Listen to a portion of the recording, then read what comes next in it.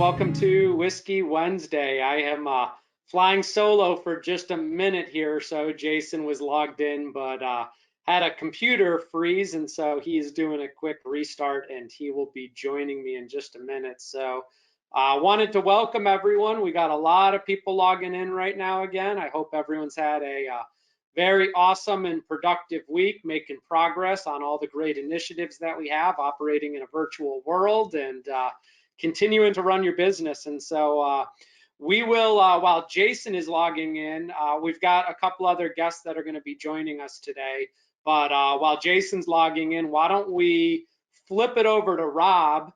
And Rob, like our normal Wednesday tradition, has a tasty cocktail. Rob, we're going to go to Rob Ghosh first and mix up the cocktail. There we go. I guess we got two Robs on with us. And so, Rob, what do you got cooking for us today? Afternoon, everybody. Hope you're enjoying the sun like we are, although it is 50 degrees, so not that great.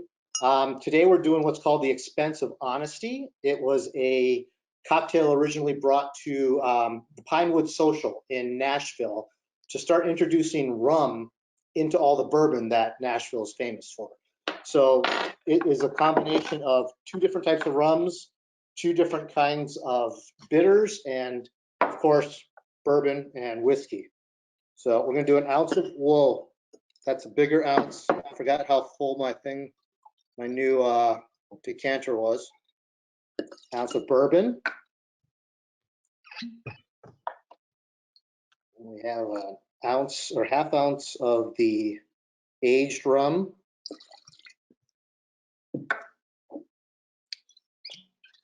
An ounce of añejo rum.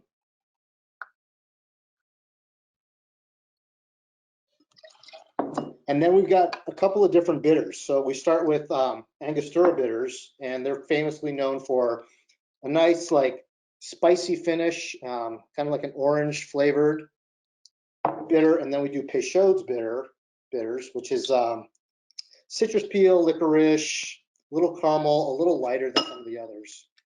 Nice. Well, hey, Rob, while you're mixing that up, I see Jason has now joined us too, so welcome back.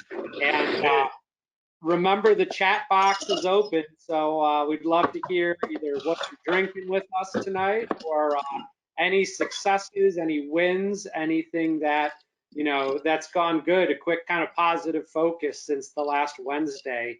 And just hear some other success stories from all the attendees that have joined us. So go ahead and chat it up. We'll be communicating in the chat box while Rob is reading that. Dave, what do you drink? Like to stir for about 30 seconds.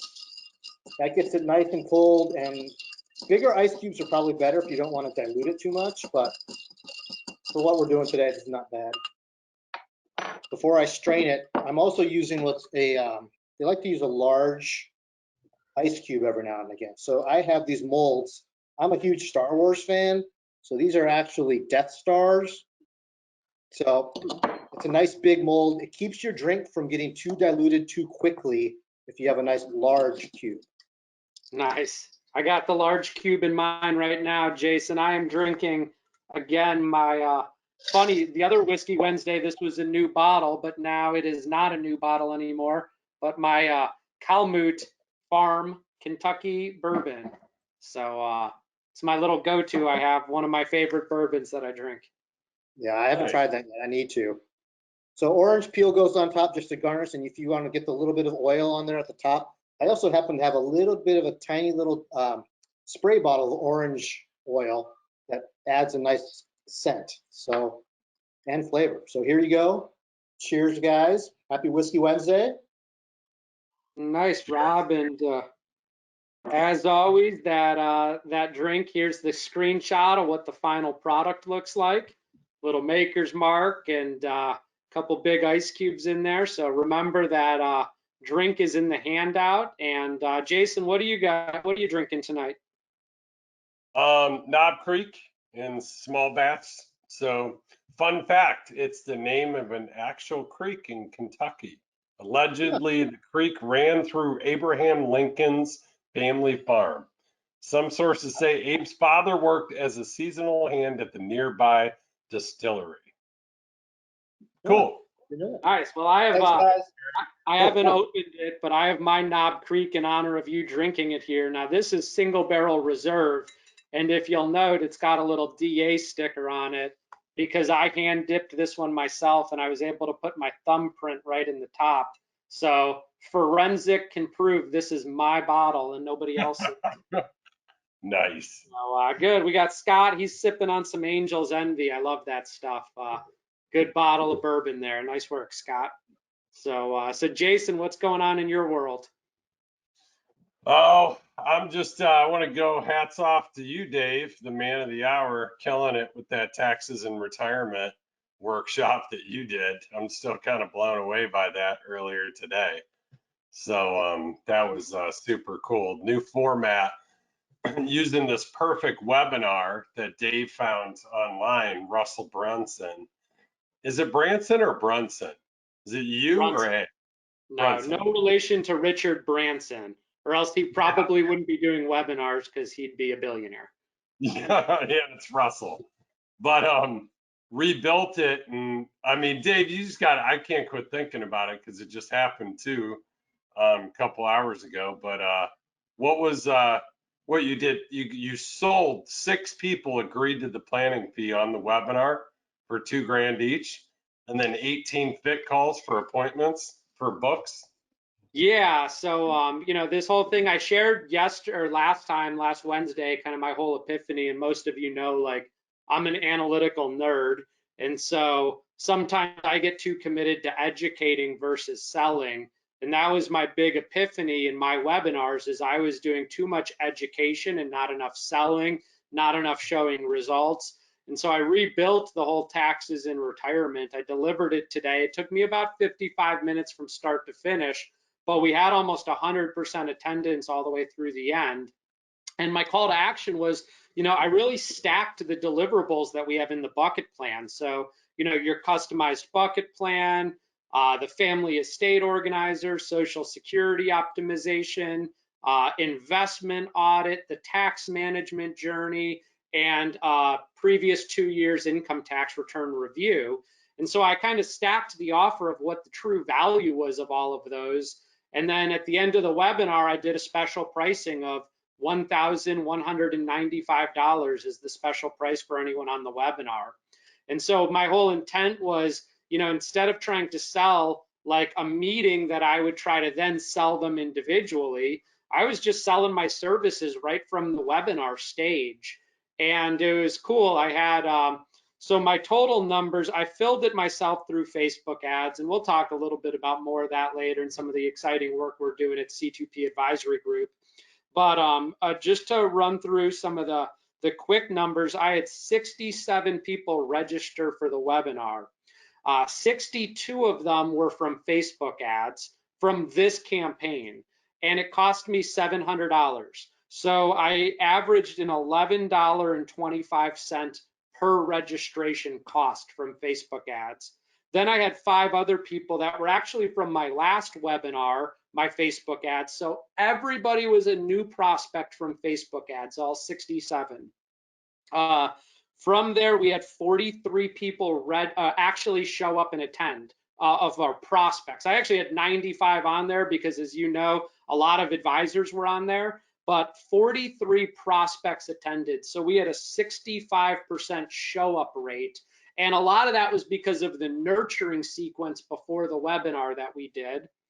And then on the webinar, 6 people actually bought our planning fee package of $1,995.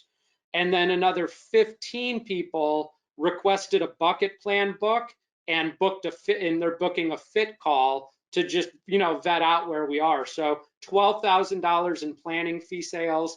Good audience. I know a couple people, one of the people on there asked about a $2 million IRA conversion. So, I mean, I know that there's some really good opportunities. Some people have been sharing, through the chat box of what they have. And so just kind of super exciting as a pilot to jump in with both feet and see what it would do. And we're actually doing one for the JL Smith group on Monday. So I've got all the Facebook ads locked and loaded, ready to go, the site built, and Brian Bibbo is going to be running it. So I'm going to have to throw out a little challenge to Brian He's actually a much better salesperson than I am, so I'm sure he's going to smoke my numbers when he goes and tries it.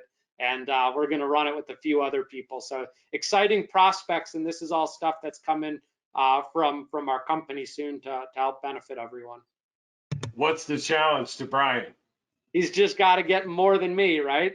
So I got Right. 6. He's got to get at least. Well, we'll see. We'll see the final results. We're all fine tuning our lead tracking, right, and our results tracking. Right. That's a major initiative. So we'll continue to report the numbers. But hey, for doing an hour webinar and to get 6 people to commit to pay $2,000 to go through the bucket plan 4-step process, I'm as happy as could be. And I know my wife's in the other room packing a bunch of bucket plan books to take to the post office tomorrow. And I'm convinced, I mean, it seems like everybody, I have a high percentage of the people that I mail those bucket plan books to, we end up engaging with. I mean, that we've said it all along, Jason, you've shared it, said it from the mountaintop. That book sells what we do. And I know if I send 15 of them out, I'm going to get another 2, 3, 4 clients from that. You know what? That's a great parlay into a guest that we're going to bring on next here. He's my EOS implementer. So that means the JL Smith Group, we hired him there. We meet with him every quarter. He helps us set our goals, stay on track, conduct an effective meeting, running on EOS, the Entrepreneurial Operating System, outlined in the book Traction by Gino Wickman. Also, C2P runs on EOS, that operating system, and we meet with Gene also every quarter there. So we got a lot of faith in this guy, and we were working on our scorecard, which is our kind of KPIs, basically our key performance indicators, leading, not lagging. If you're on a desert island and you have to have these numbers to know how the health of your business, what are those numbers, and what are those things you want to measure? And so we were working on this at JL Smith Group, and I've heard Gene talk about this a few times. I know you have too, Dave, but about the whole 4-2-1. But for whatever reason, I became obsessed with it ever since we had the meeting, and I've been just really dialing in and digging into my retail practice, the JL Smith Group, and what's our 4-2-1, and then what are our key scorecard numbers. And I came to a bit of an aha moment, and then I got on a call with Gene this morning, and I invited him to join us this afternoon, because some of the things that I came to a realization and kind of breakthroughs I wanted to share with you guys, and I wanted Gene to come on and give some background. So the agenda for today's call is we're going to talk about 4-2-1. We're going to talk about how Gene grew his business by using the book about the process. The book is Traction, about the process of the entrepreneurial operating system. And it's in large part how he grew his business. And he's going to share with you, and that's why, Dave, I said it piggybacks well, how you talked about the book. Well, Gene did it in a much bigger and grander way and more strategic way. And so he's going to talk about that. We're going to have a conversation interactively about 4-2-1, about measuring, you got to do 4 of these to get 2 of these to get 1 sale. And then we're going to talk about, just kind of the difference of 4-2-1 measuring if you're hunting versus 4-2-1 measuring if you're farming. And there's a difference of the two. And then we're going to bring Rob on from the JL Smith Group to share some of our progress from a marketing standpoint. And Dave will interact throughout. And then Dave, I think we're going to cover some different updates, right? That just progress we've made, resources you guys are going to want to continue to take advantage of as we're rolling these out.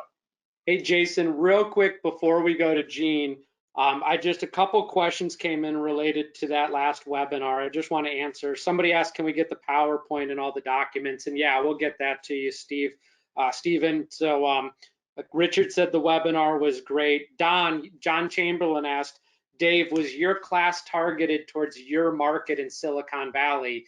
And the answer is no. I'm purely doing this to really try to figure out how to crack the code on getting to everybody on this call's marketplace.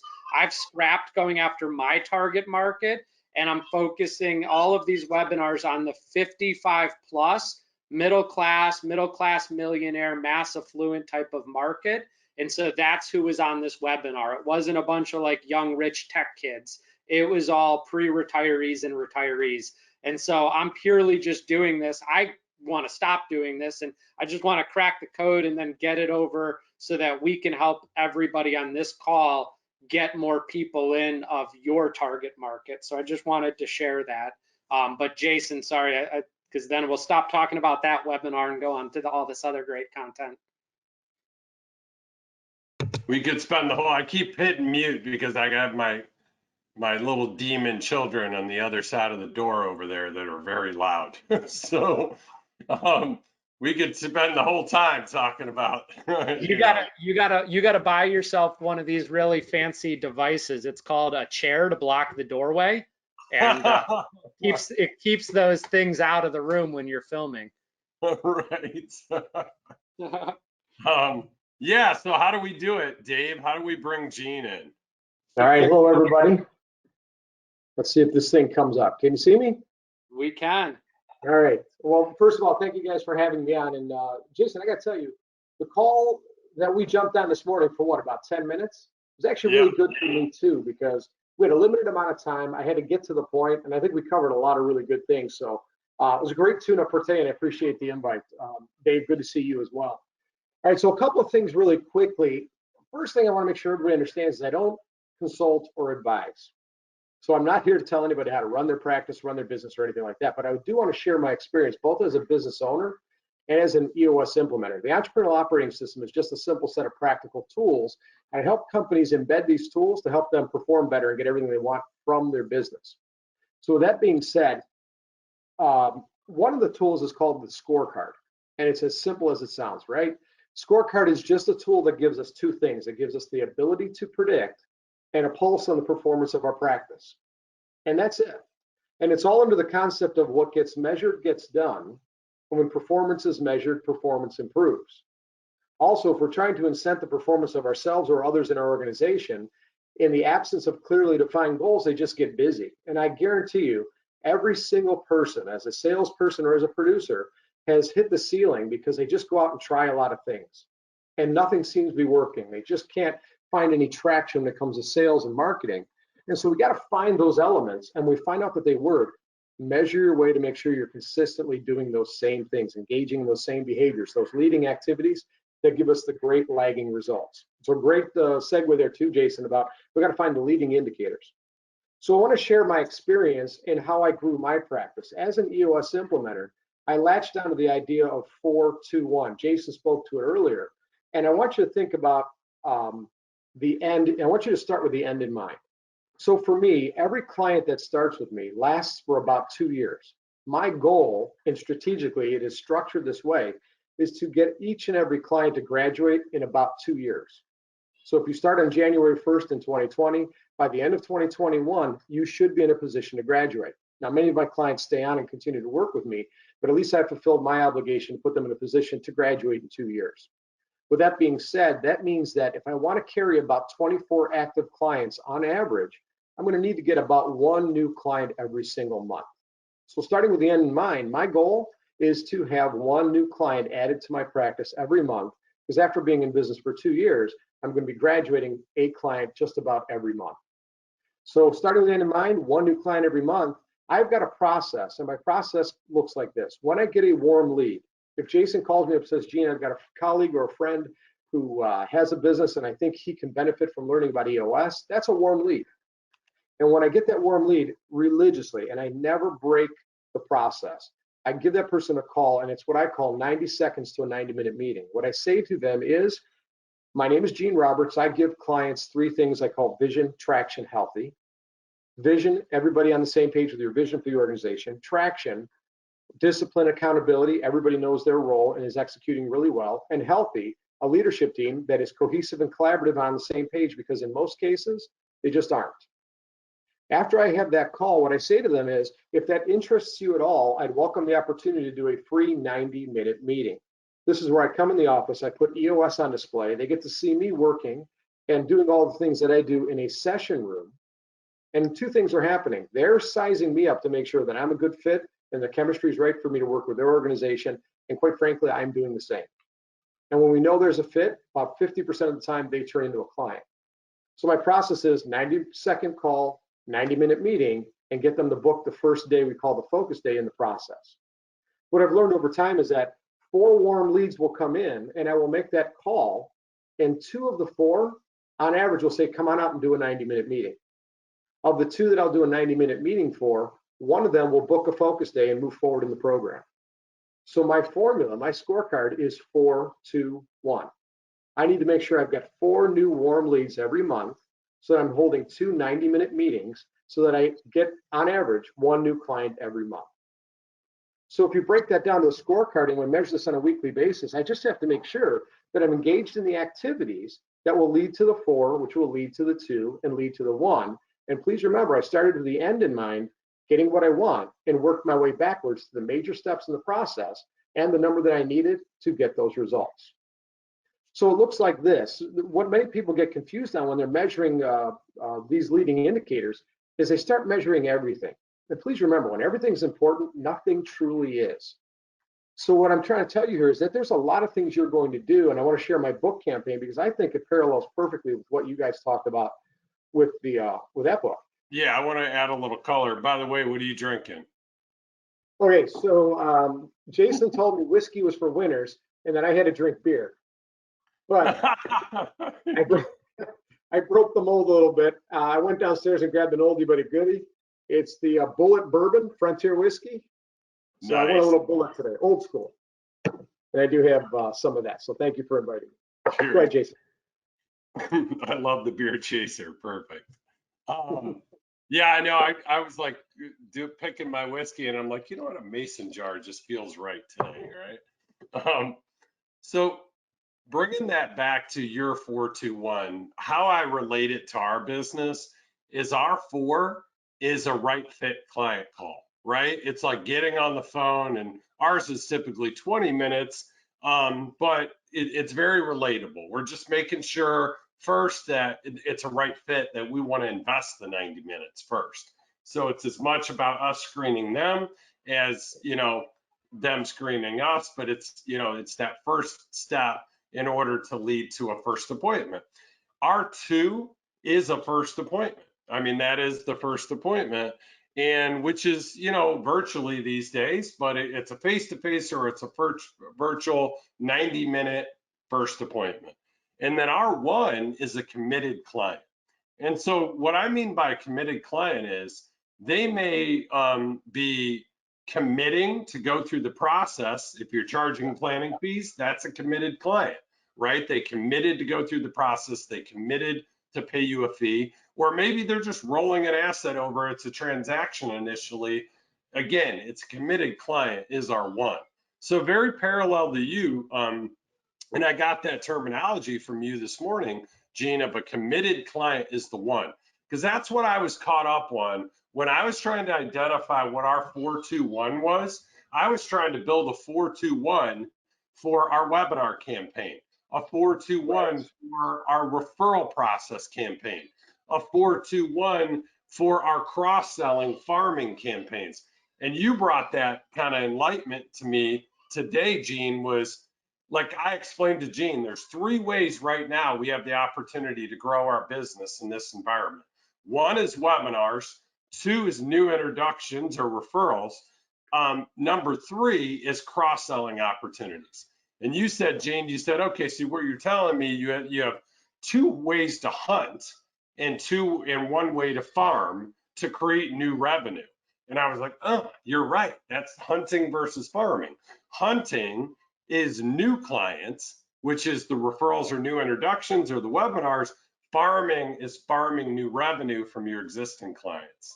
Correct. And then, just thinking about, though, the other thing I learned from you is the 1 has to start with a committed client, right? There has to be a committed client to be the 1. And so our committed client is 1, our first appointment is our 2, our 4 is our right fit client calls. That's our 421.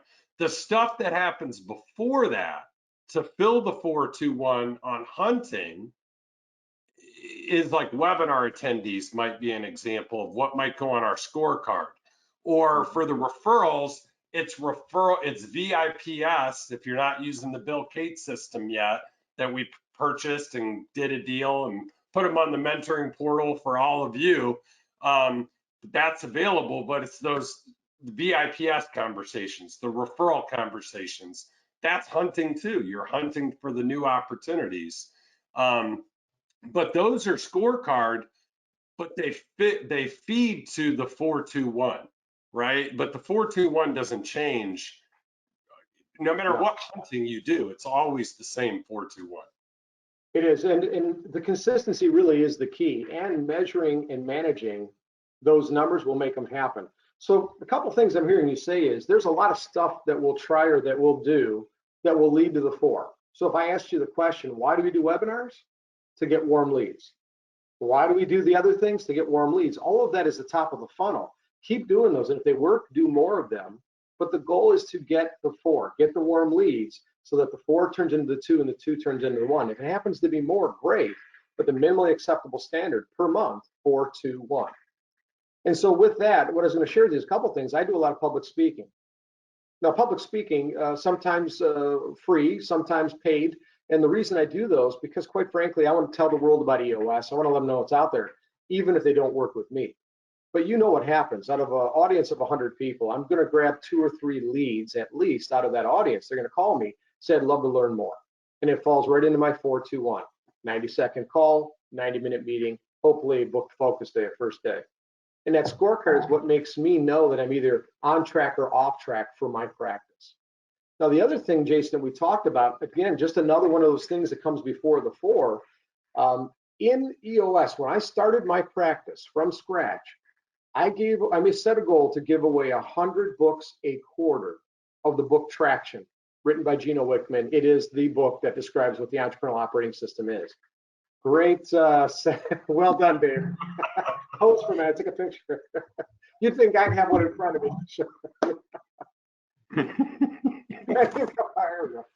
I don't know what I have to pull up, but anyways, you get the point. So the whole thing is a couple of interesting things. Number one is I started going to my target market, Dave, great segue earlier, right?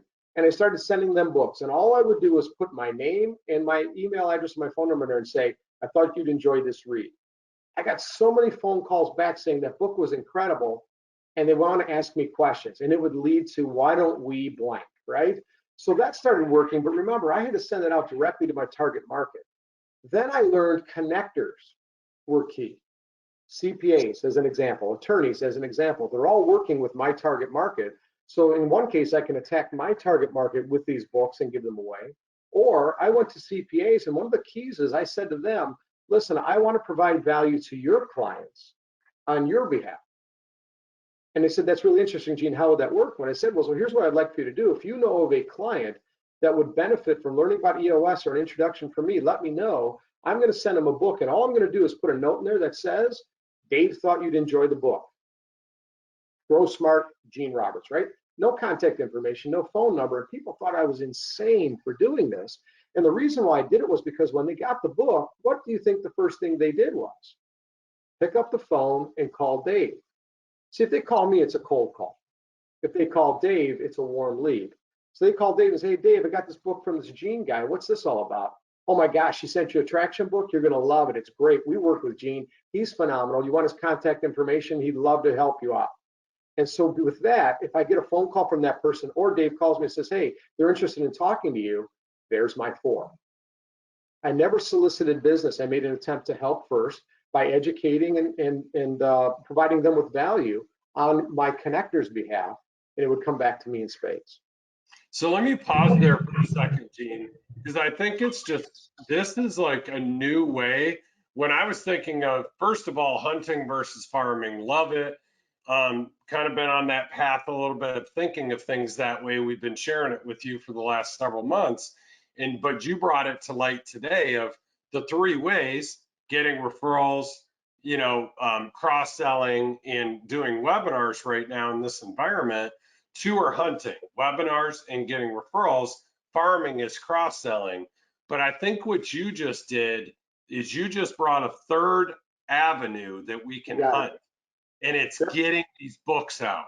Because the more of these books that we get out, and I love the methodology of like getting the book out and saying, hey, Dave Allison thought you loved this book.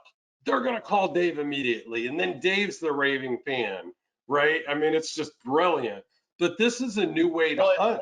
It gets, Jason, it gets other people hunting for you. I mean, if you send it out saying Dave Allison thought this book is great, now I'm hunting for Jason Smith. It's not Jason Smith hunting for Jason. It's like the old shampoo commercial, right? And they'll tell a friend, and they'll tell a friend, and so on. If you're old like me, you know what that means.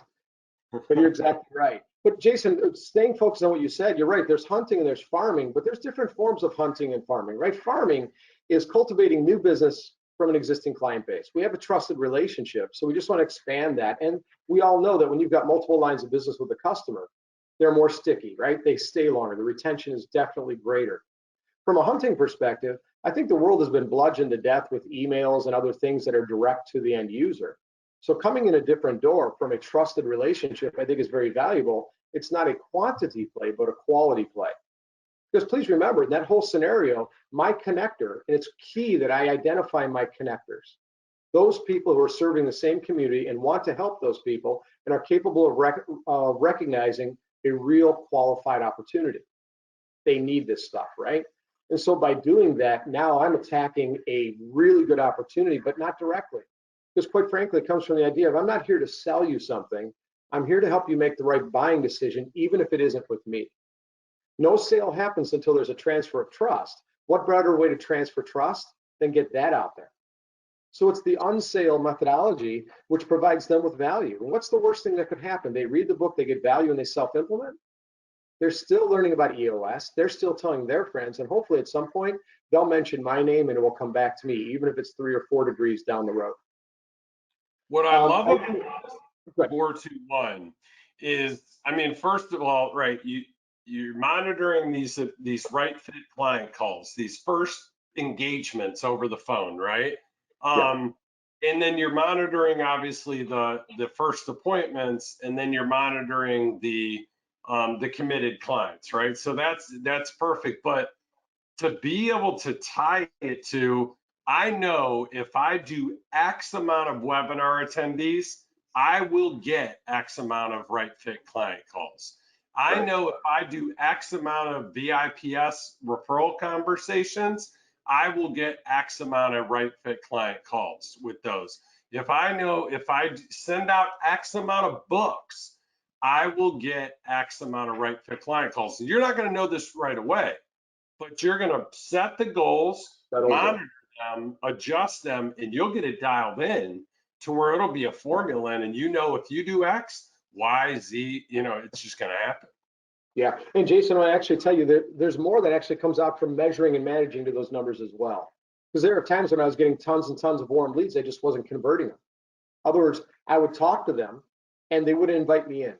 So what I did was I sat in a room and I practiced 40 times that BTH call, that 90-second call. It's got to be on, you know, spot on, has to present and create real value in 90 seconds. But I don't want to spend a lot of time. Sometimes I say, Gene, let's go grab coffee. You'll never, in my world, you'll never ever get a client to commit to implementing EOS over coffee. They need to see it in action. I've got to get them to a 90-minute meeting. So the second thing is I was going and doing a lot of 90-minute meetings, and I would get a little lazy and a little sloppy and a little busy. And all of a sudden I'd realize my 2 isn't becoming a 1. All of a sudden it's 4-4-1, right? And the formula's off. So then I would pull out a camera and I would practice my 90-minute meeting, that whole presentation, that pitch, to make sure that I got it back up to where it needed to be. And I'd watch my close ratio increase again.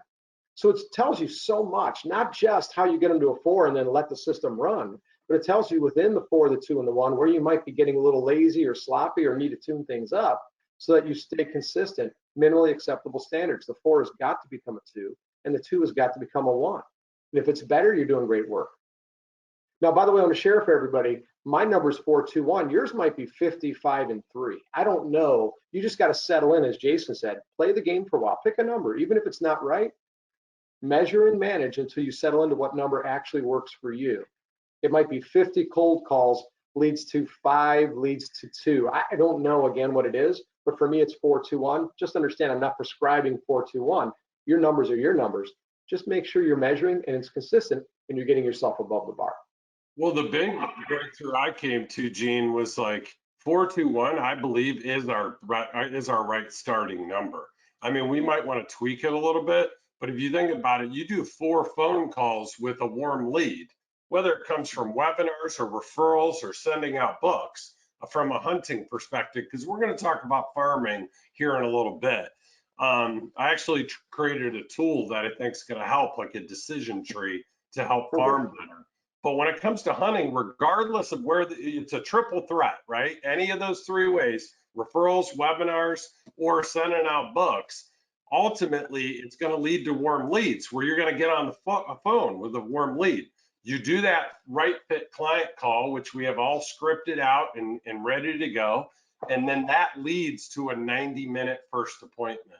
And then ultimately leads to a committed client as the number 1. I believe 4 is going to be about 2, is going to be about 1. Now you're going to get your really good closers that'll be better. They're going to have more than 2 come out of the 4 or more than 1 come out of the 2. But I think it's a great starting point, that 4-2-1. And again, if you're getting a lot of 4s but not getting a lot of 2s, it might be that you're not qualifying the leads. You see where I'm going with that? It tells you so much and keeps you on top of your game. And it's 3 simple numbers. I love the self accountability of it. You know, that's such a clean, easy way for self accountability. Mm-hmm.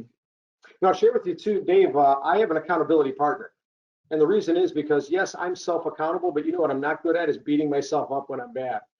So it's kind of interesting. I've got another implementer in Columbus, Ohio, and we'll call each other and say, all right, what's going on with you?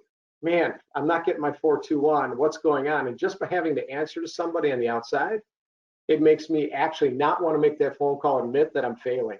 So I step up my game. So just keep in mind, sometimes if you're just not good at holding yourself accountable, you might need an outside set of eyeballs to hold you accountable and get you back on track. That's awesome.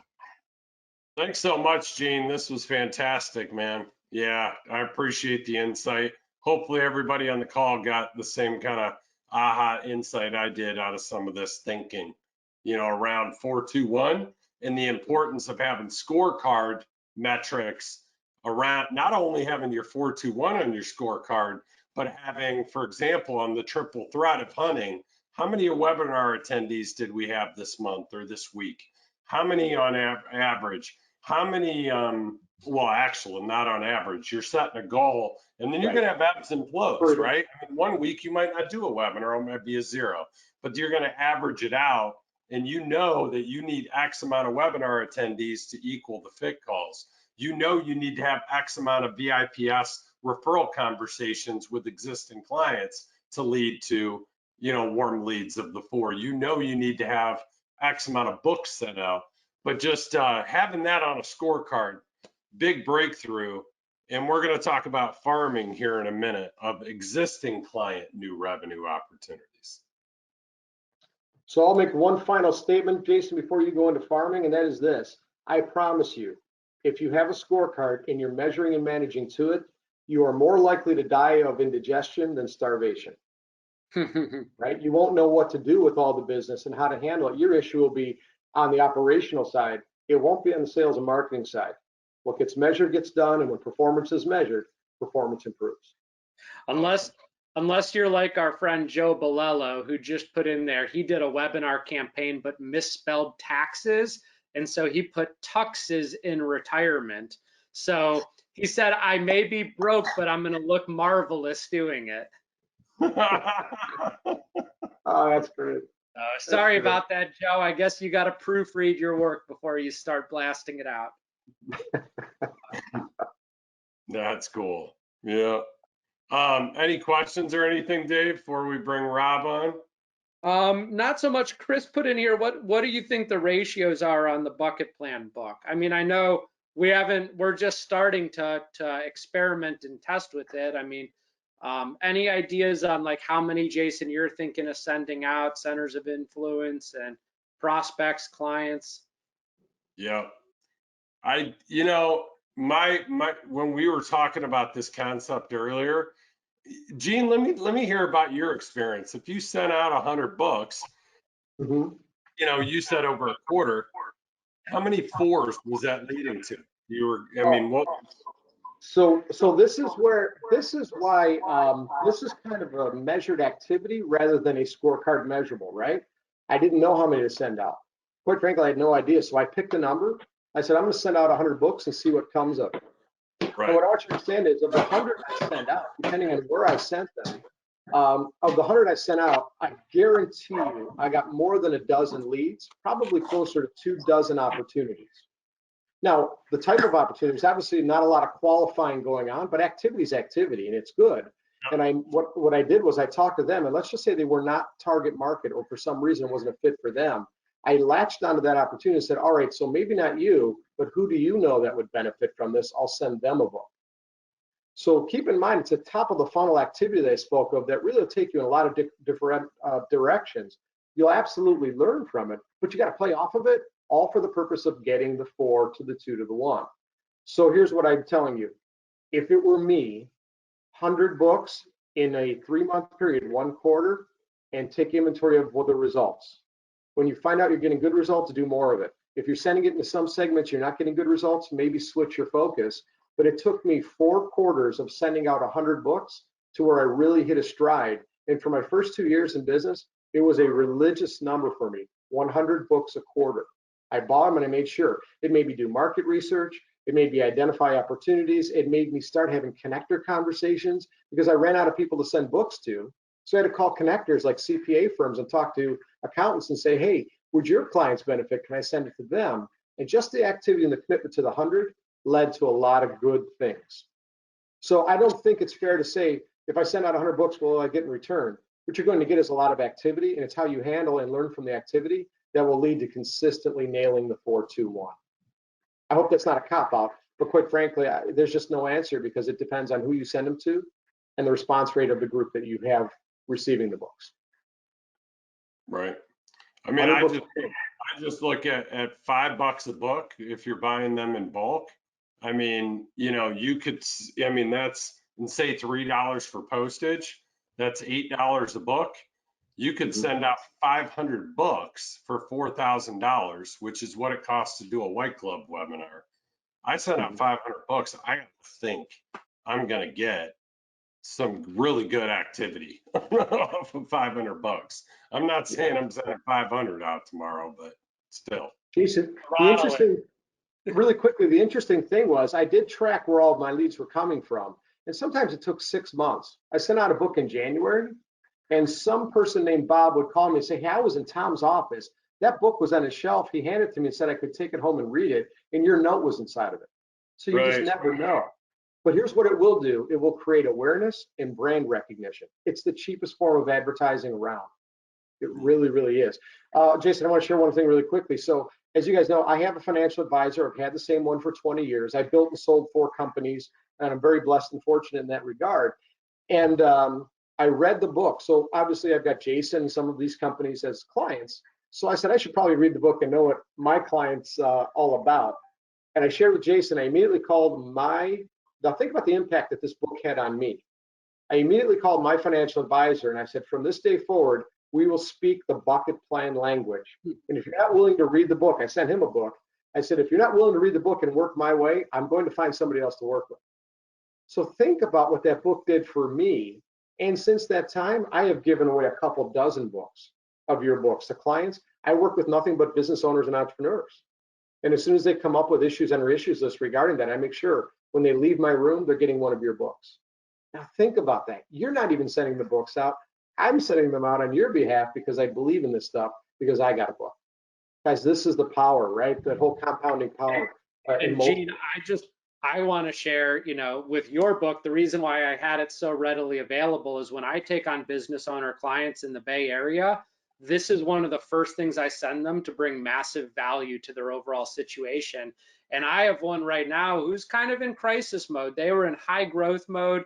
This whole coronavirus thing has really impacted them. I sent this to them and they started self-implementing like 4 or 5 months ago.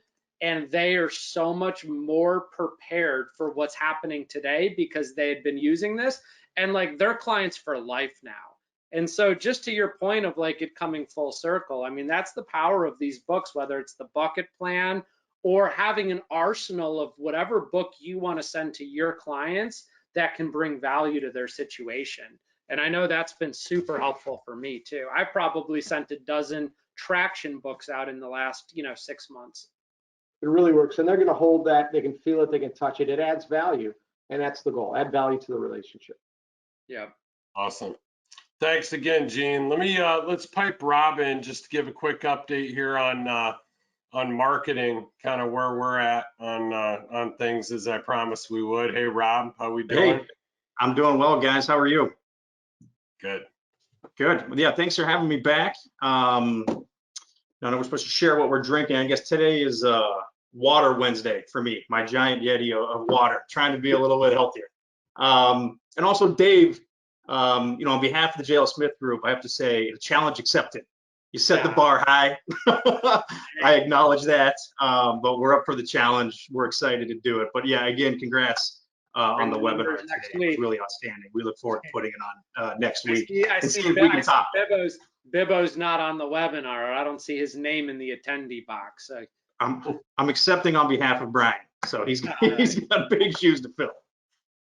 So yeah, again, just like we did last week, what I want to do is kind of go over kind of a macro view of what we've done today. Kind of share the good, the bad, the ugly, what has worked, what hasn't worked, perhaps areas where we've been, self-aware and self-reflective of where we can improve, right? So just from a high-level macro view, we really shot out of the gate pretty quickly with our webinars, right? So we did 9 webinars between April 16th and April 30th. Right? So 9 over a 2-week period.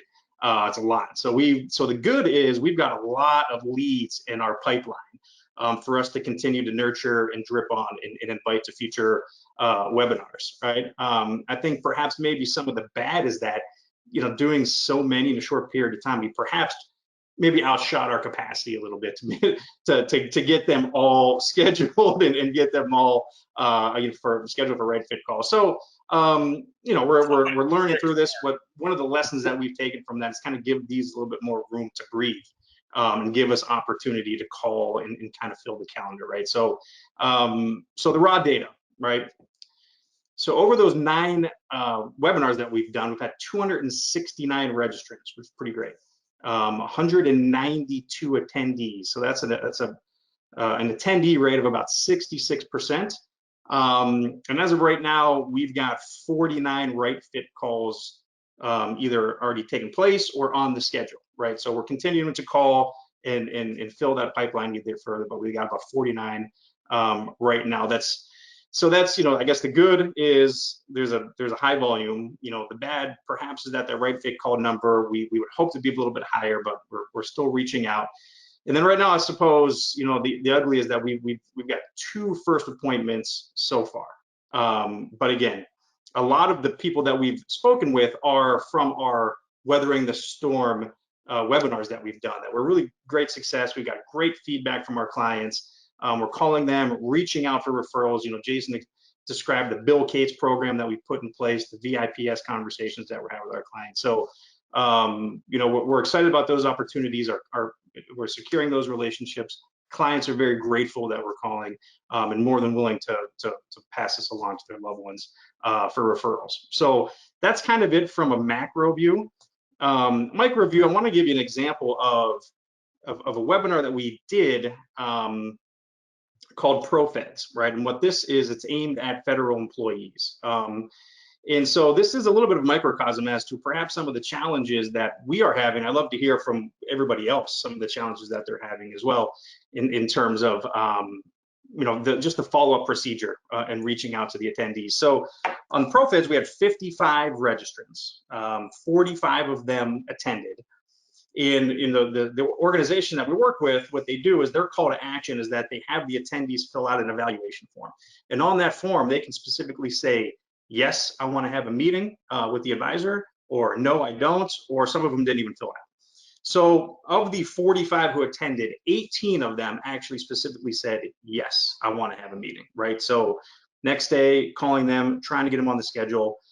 We've got 12 of the 18 scheduled for a first appointment. So even of the people who proactively said, yes, I need to do this, I want to work with them, 6 of them, after 3 phone calls, we haven't heard back from, right? So I think that's kind of the challenge perhaps that we're all having is just, yes, they registered, right? Now we got to get them to attend. They attended. Now we got to get them to answer the phone when we call. So it's been a really, interesting learning experience. We've have a lot of takeaways that we can kind of use to improve our processes and the way we do things. But that's kind of where we stand as of right now.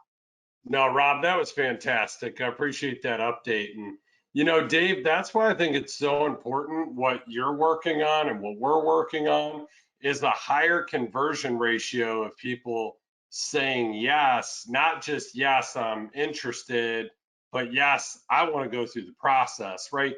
Like that call to action and that close is so important. What did I tell you when I called you after my webinar? I said, I'm never doing a first appointment again unless they're already closed from a webinar to pay me my planning fee.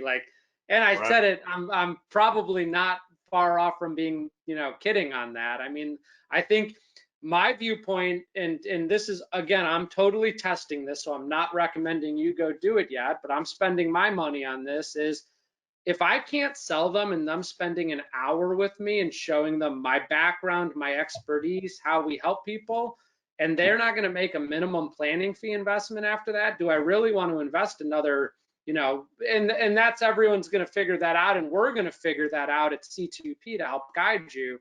But I think that's the power of webinars, is they can kind of facilitate that, some of that discovery meeting, at least of the prospect checking you out. And so some people are still going to need a fit call after. Some people, the quick starts will be ready to go, but there's going to be that balance. And Rob, one of the things that came up, Mary Sturck said it, but maybe you can do this for our next Whiskey Wednesday, is break down and exclude out all of your existing clients from that data so that it's just the raw prospect numbers. And let's see what those numbers look like of just new prospects coming in. You probably don't have that here, but I think it would be nice to see those segmented. Absolutely. Yeah, happy to do it. What we'll do is, because we're running out of time today, so I'm going to talk about it on next week's Whiskey Wednesday. But we built a 4-2-1 for farming, and we built a tool, decision tree analysis tool that is going to help you conduct the 4 in order to lead to the 2, which is presentations to existing clients on products that they're eligible for from an insurability standpoint, and they have a need for, to lead to the 1, which is a sale. We'll talk about that in next week, but by doing what you just said, Dave, we'll segment out existing clients, because part of the 4 is really important because you're doing VIPS conversations, you know what I mean, to lead to those, or in conjunction with having those conversations with existing clients. Yeah, and I mean, I think the farming thing is great. I've taken it this week. We wrote, I think, 5 small term policies, but we also did 2 whole life policies for 30 grand a year of annual premium. And we have a $100,000 dump-in policy that is, we're going to be in the final stages of. I'm working with Steve over at First Heartland on, but it's all existing clients. It's all that farming opportunity. And there's a lot of business. It's just stuff I got to circle back with. People I've brought on board in the last 12 months. We focused on getting the assets over, doing the bucket plan first, and now circling back around with them. And it's been like some of the easiest conversations I've ever had. Yeah. And Dave, the thing is like existing clients, this whole identifying farming, one of the breakthroughs we had, and I would encourage all of you to do it too, is normally what we do with our existing clients is we wait for annual reviews to look for the new opportunities, right? And so what we did is we expedited that. We did an analysis of our whole book, in our annuity book of business that we currently have. And we identified over $30 million of annuities and opportunities of money that could be moved to annuities that would make perfect sense. A lot of annuities that are out of surrender, almost out of surrender. I mean, you know, short-term annuities, things like that, that we looked at our whole book that normally we just do each month. We just expedited and looked over the next 12 months, and we're going to proactively reach out. So that was a big breakthrough from a farming perspective. Yeah, absolutely. Jason, I just want to share a couple things as we, start reaching the end of this. Big shout out, Jeanette and Goretti. We launched a Women's Worth Total Wellbeing Workshop webinar.